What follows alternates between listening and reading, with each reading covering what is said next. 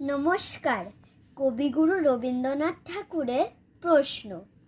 মাগো, আমায় ছুটি দিতে বল, সকাল থেকে পড়েছি যে মেলা। এখন আমি তোমার ঘরে বসে করব শুধু পড়া পড়া খেলা। তুমি বলছো দুপুর এখন সবে, না হয় যেন সত্যি হলো তাই। একদিনও কি দুপুরবেলা হলে বিকেল হলো মনে করতে নাই? আমি তো বেশ ভাবতে পারি মনে, সূর্যি ডুবে গেছে মাঠের শেষে। বাগদি বুড়ি চুবড়ি ভরে নিয়ে শাক তুলেছে পুকুর ধারে এসে। আধার হলো মাদার গাছের তলা, কালি হয়ে এলো দিঘির জল। হাটের থেকে সবাই এলো ফিরে, মাঠের থেকে এলো চাষির দল।